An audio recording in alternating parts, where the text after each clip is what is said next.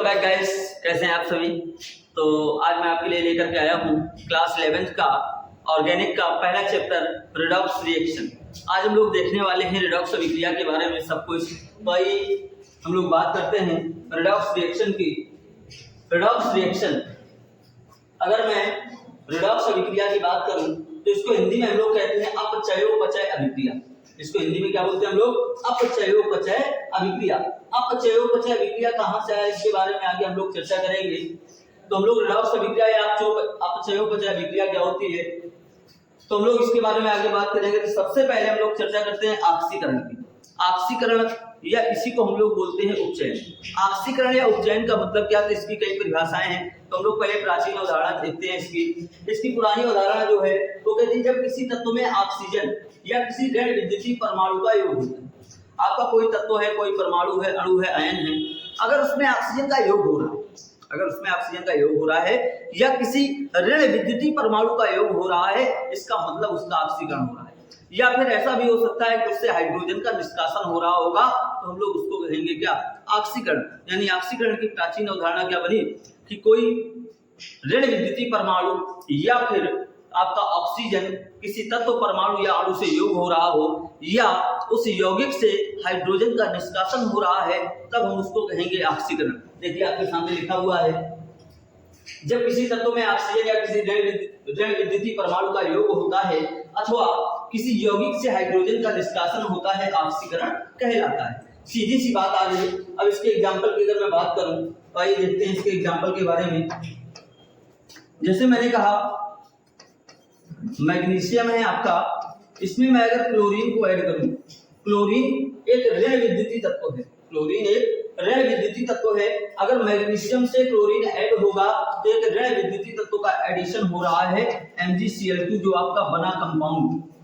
तो मैग्नीशियम में क्लोरीन का योग हो रहा है, इसलिए मैग्नीशियम का क्या हो रहा है? ऑक्सीकरण। सीधी सी बात है, मैग्नीशियम में एक ऋण विद्युतीय परमाणु का योग हो रहा है, इसलिए यहाँ पर मैग्नीशियम का क्या हुआ? ऑक्सीकरण हुआ। या मैं कह दूं कार्बन के साथ ऑक्सीजन का योग हो रहा है, कार्बन डाइऑक्साइड बन रही है, तो कार्बन में ऑक्सीजन के योग होने का मतलब क्या हो गया?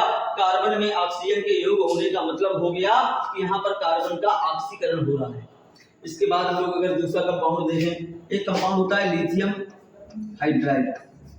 लिथियम हाइड्राइड से अगर मैं लिथियम को अलग कर दूं, हाइड्रोजन को अलग कर दूं, तो लिथियम हाइड्राइड से हाइड्रोजन का निष्कासन हो रहा है, ये भी क्या है? आपका ऑक्सीकरण है। यानी ऑक्सीकरण की परिभाषा जो थी हमारी, यहाँ से हम लोग देख पा रहे हैं कि अगर किसी तत्व में कोई मोर इलेक्ट्रोनेगेटिव एटम अधिक ऋण विद्युतीय परमाणु से जुड़ रहा है तो उसका ऑक्सीकरण हो रहा है, या ऑक्सीजन का योग हो रहा है तो ऑक्सीकरण हो रहा है, या फिर किसी यौगिक से हाइड्रोजन का निष्कासन हो रहा है, तब भी आपका क्या हो रहा है? ऑक्सीकरण हो रहा है। इसके बाद हम लोग बात करें आगे इसकी आधुनिक अवधारणा की। मॉडर्न हाइपोथेसिस की बात कर लें तो मॉडर्न हाइपोथेसिस के लिए आप लोग याद रखेंगे बेटा एक पॉइंट हमारा लियो, एक पॉइंट याद रखेंगे क्या? लियो। लियो का फुल फॉर्म क्या है आपका? Loss of electron is oxidation. Loss of electron is oxidation मतलब अगर कोई तत्व है, परमाणु है, अणु है, आयन है, अगर वो इलेक्ट्रॉनों की संख्या में कमी हो रही हो, इलेक्ट्रॉन त्याग रहा है, इसका मतलब उसका क्या हो रहा है? ऑक्सीकरण हो रहा है। तो देखिए मॉडर्न हाइपोथेसिस हमारी क्या कहती है, जब कोई तत्व इलेक्ट्रॉन त्यागता है, अर्थात जब किसी तत्व, परमाणु, अणु या आयन में इलेक्ट्रॉनों की संख्या में कमी होती है, ऑक्सीकरण कहलाता है। ऑक्सीकरण का ही दूसरा नाम होता है उपचयन। ऑक्सीकरण को हम लोग क्या कहते हैं? उपचयन भी कहते हैं। फॉर एग्जांपल हम लोग देख लेते हैं, मैंने लिया एक एटम मैग्नीशियम, मैंने एक एटम ले लिया, कौन सा? मैग्नीशियम। अब जो हमारा मैग्नीशियम है, अगर मैं मैग्नीशियम की बात कर रहा हूं तो मैग्नीशियम ने क्या किया? 2 इलेक्ट्रॉन त्याग दिए। मैग्नीशियम ने 2 इलेक्ट्रॉन त्याग दिए। अब सीधी सी बात है, मैग्नीशियम के पास इलेक्ट्रॉन कितने हैं? तो आपको पता है किसी उदासीन परमाणु में इलेक्ट्रॉनों की संख्या सदैव, कोई भी आपका उदासीन परमाणु है तो उसमें इलेक्ट्रॉनों की संख्या हमेशा उसके परमाणु क्रमांक के बराबर होती है। मैग्नीशियम का परमाणु क्रमांक कितना होगा? 12, इसलिए इसके पास इलेक्ट्रॉन कितने हैं? 12। अब 12 इलेक्ट्रॉन थे, 2 इलेक्ट्रॉन ये त्याग रहा है, जितने इलेक्ट्रॉन त्यागेगा उतना ही इसके ऊपर पॉजिटिव चार्ज आ जाएगा, ये डबल पॉजिटिव चार्ज आ गया, इसमें इलेक्ट्रॉनों की संख्या होगी कितनी? 10। तो तो मैग्नीशियम ने क्या किया, मैग्नीशियम ने 2 इलेक्ट्रॉन जब रिलीज किए तो मैग्नीशियम ने 2 इलेक्ट्रॉन रिलीज किए और बदल गया किसमें, मैग्नीशियम डबल पॉजिटिव में बदल गया। तो Mg का Mg+2 में क्या हुआ, ऑक्सीडेशन हुआ। Mg का Mg+2 में ऑक्सीडेशन हुआ। तो ये हमारी हो गई मॉडर्न हाइपोथेसिस। इसके बाद हम लोग आगे बढ़ते हैं और बात करते हैं ऑक्सीकरण संख्या अवधारणा। थर्ड हाइपोथेसिस हमारी जो वर्तमान में हम लोग यूज करते हैं। ऑक्सीकरण संख्या अवधारणा क्या है, कोई तत्व है, परमाणु है, अगर ऑक्सीकरण संख्या उसकी कुछ है उसमें वृद्धि हो रही है, अगर ऑक्सीकरण संख्या में वृद्धि हो रही है इसका मतलब उसका ऑक्सीकरण होगा। देखिए जैसे मान लीजिए मैंने कहा कि आपका सोडियम है, यहाँ पर सोडियम की ऑक्सीडेशन नंबर 0 है और यहाँ सोडियम Na+ के रूप में आ गया, यहाँ सोडियम की ऑक्सीडेशन नंबर +1 होगी। तो 0 से +1 यहाँ पर ऑक्सीडेशन नंबर क्या हो गई, बढ़ गई। जब ऑक्सीडेशन नंबर बढ़ गई इसका मतलब क्या हुआ, ऑक्सीकरण हुआ। तो देखिए क्या कह रहा है, जब किसी तत्व की ऑक्सीकरण संख्या में वृद्धि होती है तो ऑक्सीकरण कहलाता है। बात क्लियर हो गई होगी। हम लोग आगे बढ़ते हैं एक स्टेप और हम लोग बात करते हैं अपचयन की। जो आपका ऑक्सीकरण था उसका बिल्कुल उल्टा होता है अपचयन। इसकी प्राचीन अवधारणा क्या कह रही है, उल्टा है एकदम ऑक्सीकरण का। वहां पर हम लोग क्या कर रहे थे, किसी ऋण विद्युतीय तत्व का योग कर रहे थे या ऑक्सीजन को हम लोग योग कर रहे थे। तो यहाँ पर क्या हो जाएगा, यहाँ पर हाइड्रोजन का योग होगा या किसी धन विद्युतीय परमाणु का योग होगा अथवा ऑक्सीजन का निष्कासन होगा। यानी बिल्कुल वाइस वर्सा करना है हमें ऑक्सीडेशन का। तो देखिए डेफिनेशन क्या कह रही है हमारी, कह रही है कि जब किसी तत्व में हाइड्रोजन या किसी धन विद्युतीय तत्व का योग होता है अथवा किसी यौगिक से ऑक्सीजन का निष्कासन होता है, अपचयन कहलाता है।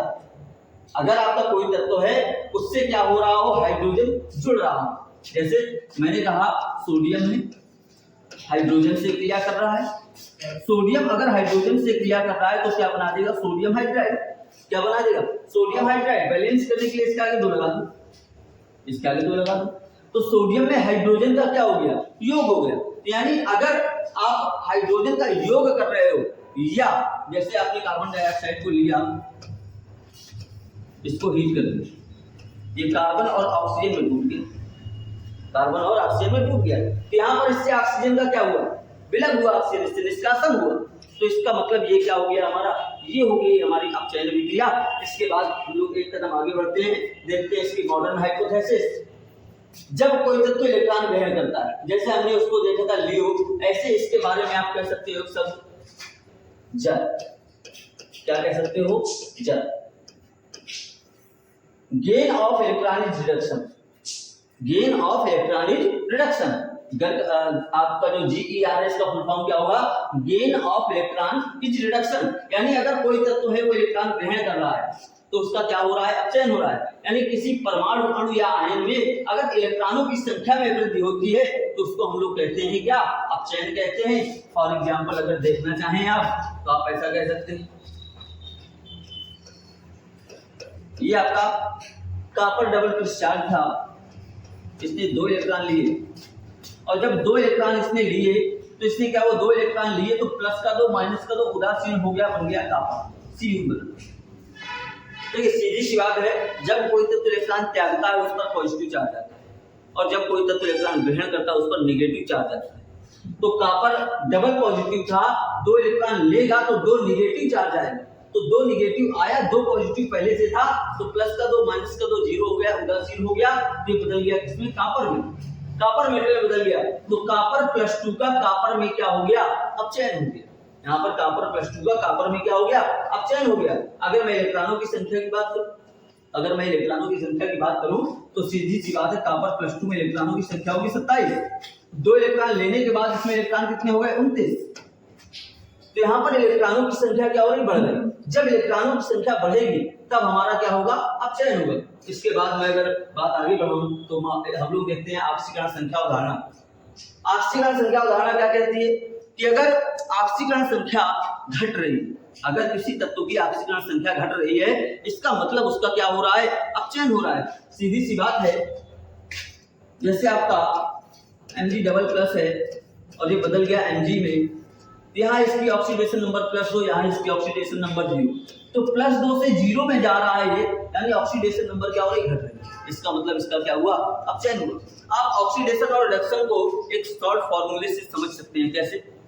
मान लीजिए थोड़ी देर के लिए हम और आप 2 लोग हैं, मेरे पास 10 इलेक्ट्रॉन हैं, आपके पास भी 10 इलेक्ट्रॉन हैं। मैंने क्या किया, मैंने 2 इलेक्ट्रॉन आपको दे दिए। जब मैं आपको 2 इलेक्ट्रॉन दूंगा तो मेरे पास इलेक्ट्रॉन बचे 8, आपके पास इलेक्ट्रॉन हो गए 12। तो आपके इलेक्ट्रॉन बढ़े, मेरे इलेक्ट्रॉन घटे। तो मेरे इलेक्ट्रॉन घटे इसका मतलब मेरा क्या हो गया, ऑक्सीडेशन हो गया, और आपके इलेक्ट्रॉन बढ़े तो आपका क्या हो गया, रिडक्शन हो गया। यानी जब भी इलेक्ट्रॉनों की संख्या में कमी होगी तो होगा ऑक्सीडेशन, और जब इलेक्ट्रॉनों की संख्या घटेगी तो होगा रिडक्शन। क्लियर बात होगी, यही से हम लोग समझ सकते हैं इस टॉपिक को। अब हम लोग बात कर लेते हैं रिडॉक्स अभिक्रिया या अपचयोपचय अभिक्रिया। आइए हम लोग चर्चा करते हैं रिडॉक्स अभिक्रिया या अपचयोपचय अभिक्रिया। देखिए जो आपका रिडॉक्स शब्द है ये 2 शब्दों से मिलकर के बना है, रेड और ऑक्स। रेड का मतलब आपको पता होगा लाल, और ऑक्स का मतलब जानते हैं हम लोग बैल। तो क्या ये लाल बैल अभिक्रिया है क्या? अरे ऐसा नहीं भैया, लाल बैल अभिक्रिया नहीं, लाल बैल अभिक्रिया तो कुछ और होगी। यहाँ रेड शब्द लिया गया है रिडक्शन से, और ऑक्स वर्ड लिया गया किससे, ऑक्सीडेशन से। रिडक्शन का मतलब है अपचयन और ऑक्सीडेशन का मतलब है उपचयन। हम लोग अपचयन को लिख सकते हैं अपचय, उपचयन को लिख सकते हैं उपचय। अपचय और उपचय को मिलाइए, संधि कीजिए। पढ़ा होगा आपने, जब आप संधि करेंगे तो अपचय से इस या से निकलेगा आ, और इसका उ, आ और उ मिलेंगे, गुण संधि आपस में होगी और बन जाएगा अपचयोपचय। यानी कि रिडॉक्स अभिक्रिया को हम लोग क्या कहते हैं, अपचयोपचय अभिक्रिया कहते हैं। ये कहां से आया आप यहां से देख सकते हैं। इसके बाद हम लोग आगे बढ़े तो देखते हैं हम लोग रिडॉक्स अभिक्रिया क्या है हमारी। अगर आपको रिडॉक्स अभिक्रिया के बारे में जानना है, रिडॉक्स अभिक्रिया के बारे में जानने के लिए ध्यान रखिए पॉइंट हमारा लियोजन। पॉइंट याद रखिए कौन सा, लियोजन। ये बात कर रहा हूं किसकी, रिडॉक्स अभिक्रिया, रिडॉक्स रिएक्शन।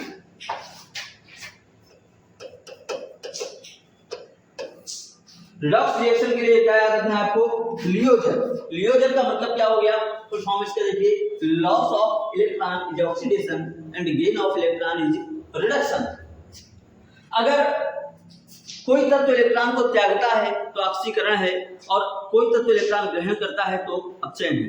तो सीधी सी बात है, रिडॉक्स अभिक्रिया में ऑक्सीकरण भी होता है, अपचयन भी होता है। यानी ऐसी अभिक्रिया जिसमें ऑक्सीकरण और अपचयन दोनों क्रियाएं साथ साथ संपन्न होती हैं तो उसको कहते हैं क्या, और रिडॉक्स अभिक्रिया कहते हैं। देख रहे हैं हम लोग, वह है अभिक्रिया जिसमें ऑक्सीकरण एवं अपचयन दोनों क्रियाएं साथ साथ संपन्न होती हैं, रिडॉक्स अभिक्रिया कहलाती है। फॉर एग्जांपल आप देख सकते हैं, आपके सामने लिखा हुआ है, कॉपर है एक एलिमेंट, कॉपर ने 2 इलेक्ट्रॉन त्यागे। जब वो 2 इलेक्ट्रॉन त्यागेगा तो कॉपर डबल प्लस आयन में बदल गया। मैग्नीशियम डबल प्लस था, उसने 2 इलेक्ट्रॉन ग्रहण किए और मैग्नीशियम में बदल गया। भैया दोनों रिएक्शन को मिला, कॉपर का कॉपर +2 में बदलना क्या हो रहा है, ऑक्सीडेशन। क्या हो रहा है, ऑक्सीडेशन हो रहा है। Mg+2 का Mg में कन्वर्ट होना क्या हो रहा है, रिडक्शन। तो दोनों रिएक्शन को अगर मिला दे, कंबाइन कर दे, तो माइनस के 2 इलेक्ट्रॉन प्लस के 2 इलेक्ट्रॉन ये तो कैंसिल हो जाएंगे, बचा Cu प्लस Mg+2। यहाँ होता है Cu+2 और Mg। तो दोनों रिएक्शन को मैंने कंबाइन कर दिया, तो ये जो फाइनली एक रिएक्शन बनी, ये रिएक्शन हमारी कैसी है, ये रिडॉक्स रिएक्शन। ये कैसी अभिक्रिया है, रिडॉक्स अभिक्रिया है। तो आइए हम लोग आगे भी चर्चा और करते हैं। बात करते हैं रिडॉक्स अभिक्रियाओं के प्रकार की। रिडॉक्स अभिक्रिया हमारी जनरली जो है अगर देखें तो 2 प्रकार की है, अंतःआणविक और अंतराणुक। लेकिन इसके अलावा भी हम लोग 2 अभिक्रियाएं और पढ़ते हैं रिडॉक्स में, असमानुपातन अभिक्रिया और समानुपातन अभिक्रिया। तो टोटल अभिक्रियाएं कितनी होगी, 4 होगी। जनरली कितनी होती हैं, 2, एक अंतःआणविक रिडॉक्स और एक अंतराणुक रिडॉक्स। जनरली 2 है, लेकिन उसके अलावा भी हम लोग 2 और पढ़ते हैं, कौन सी, विअनुपातीकरण या असमानुपातिक अभिक्रिया और दूसरी समानुपातीकरण अभिक्रिया। तो 4 टाइप हैं हमारे रिडॉक्स अभिक्रिया के, जो डिपेंड करते हैं कि हमारा ऑक्सीकरण या अपचयन किस प्रकार से हो रहा है। अगर एक यौगिक में हो रहा है, या हो सकता है 2 अलग अलग यौगिकों के मध्य हो रहा है, यानी अभी हमारी अभिक्रिया में जो ऑक्सीकरण और अपचयन हो रहा है वो जिस आधार पर हो रहा है उस आधार पर अभिक्रियाएं कितनी हो गई, 4 हो गई। तो हम लोग इनके बारे में बाद में किसी अगले टॉपिक में डिस्कस करेंगे। अभी हम लोग देखते हैं, सबसे पहले बात करते हैं ऑक्सीकारक के बारे में। ऑक्सीकारक क्या है हमारा? ऑक्सीकारक को इंग्लिश में बोलते हैं ऑक्सीडाइजिंग एजेंट। क्या बोलते हैं? Oxidizing agent. गांव के लोग बच्चे हमारे कहते हैं, सुना हुआ एक शब्द ओए, तो इसको बोलते हैं ओए, ओ ए, ऑक्सीडाइजिंग एजेंट। एक होता है आपका ऑक्सीकारक और एक होता है अपचायक। दोनों बिल्कुल अपोजिट है, दोनों एक दूसरे के अपोजिट है, ऑक्सीकारक भी और अपचायक भी।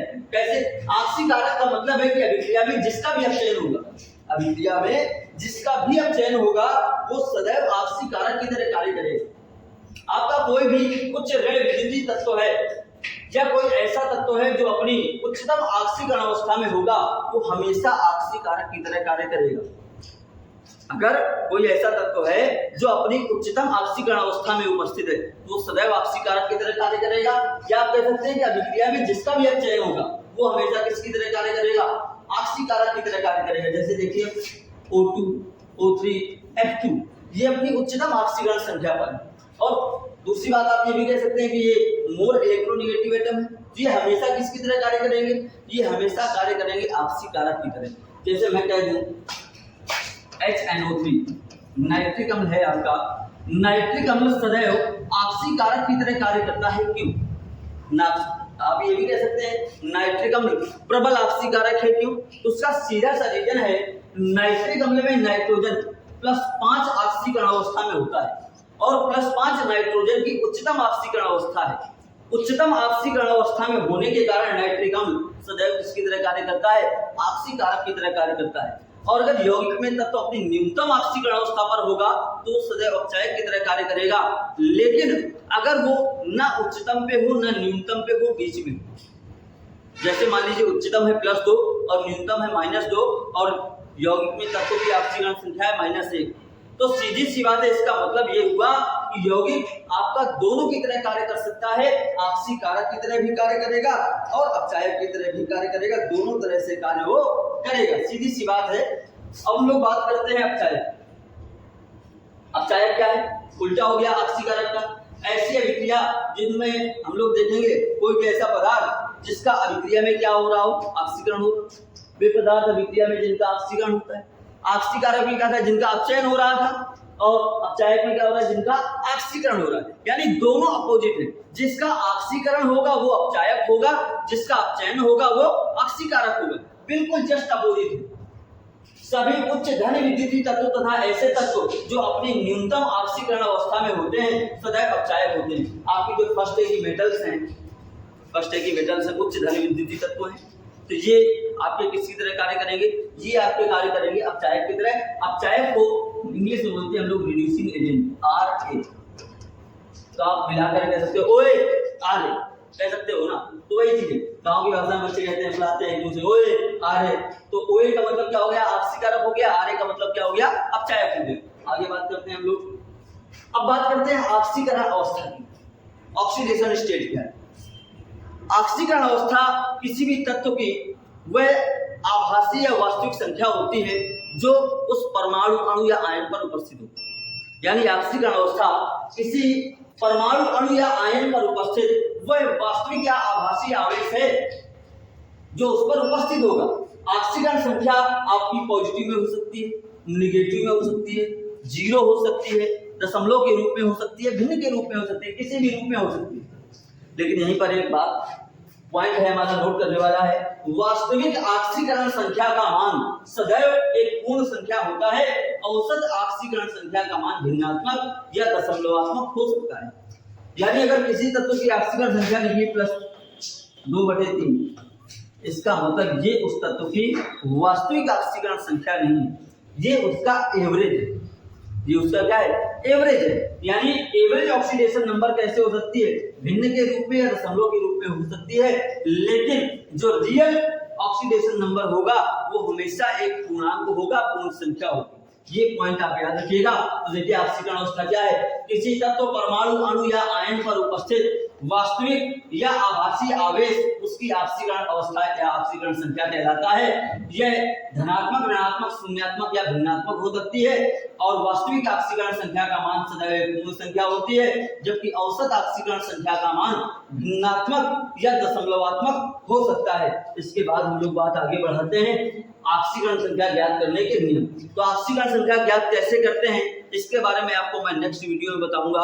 बहुत सारी चीजें हम लोग सीखने वाले हैं नेक्स्ट वीडियो में कि आपसीकरण संख्या है क्या, उसके बाद रेडॉक्स रिएक्शन को हम लोग कैसे बैलेंस करते हैं। रेडॉक्स रिएक्शन को बैलेंस करने के दो तरीके हैं आपके, एक है आपका आयन इलेक्ट्रॉन विधि और दूसरी है आपकी आपसीकरण संख्या विधि। उन दोनों को बहुत अच्छे से डीपली हम लोग देखने वाले हैं।